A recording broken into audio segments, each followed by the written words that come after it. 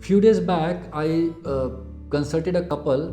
Both husband and wife were around 33 years old, and they had been married for 4 years.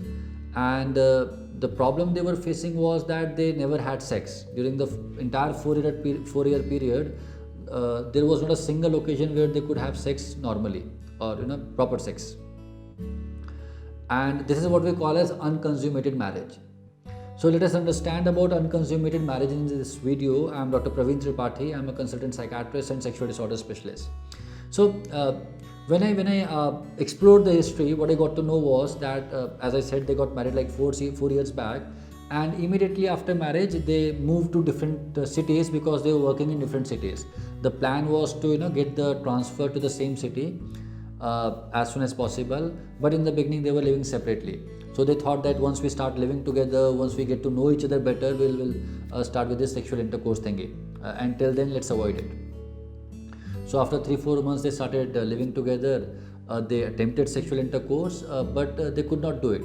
The guy was not able to get a good erection on the first occasion, and then they thought that it happens. Of course, it happens.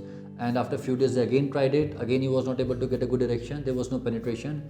And then they thought that lot has happened of late. They had to shift the cities, and the job is really stressful, and probably the stress is causing all these problems. And they thought that, okay, let us give us some more time before we try sexual activity. After a couple of months, they again tried, again the same result. The guy was not able to get a good erection. Now, what happened later was something which I call the second phase of the disease or disorder. In the second phase, what happens is that if the couple is not able to do intercourse properly, they start avoiding it, and it is understandable also. When a man is not able to get good erection, he feels quite embarrassed. He feels quite humiliated, frankly. And anything that makes you feel embarrassed or humiliated, you tend to avoid it. So the same thing happened with the guy. He started avoiding it. Every time he thought of having sex, he would become very anxious, and when he would become very anxious, he would feel no erection at all. And then, on some pretext or another, he would try to avoid sex. The wife also understood that husband is avoiding it. She became angry at some level, but then she thought to herself that I would not keep on begging for sex. If he does not want to do it, so let it be. So both the husband and wife started avoiding sex, and the problem continued. In fact, the problem multiplied. And the same story continued till like 3 years, when the family members from both sides, they started pressurizing the couple for kids. And that is when they decided that, okay, it's been a long time, and there is something wrong, and finally they decided to meet a doctor.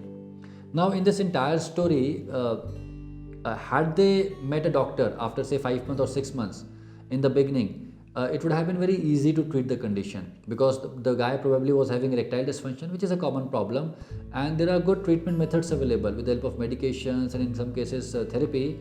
It is possible to treat this condition. But when you don't treat the condition, when you don't get the condition treated, and when you start avoiding it, then the problem multiplies.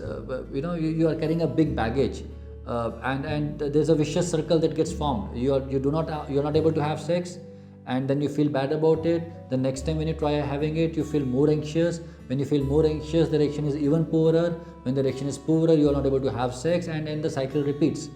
And the farther you go in this cycle, the more entrenched the pattern becomes. Now, in this couple, the thought of sex, rather than generating excitement, it would generate anxiety. And sex and anxiety do not go together. If a person is anxious, he cannot have sex. So this was the condition when we met him.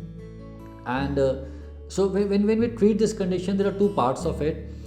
First of all, of course, we have to treat the erectile dysfunction after getting the proper evaluation. The second part of the treatment is it's sometimes difficult to take that big leap from not having sex at all to having penetrative sex.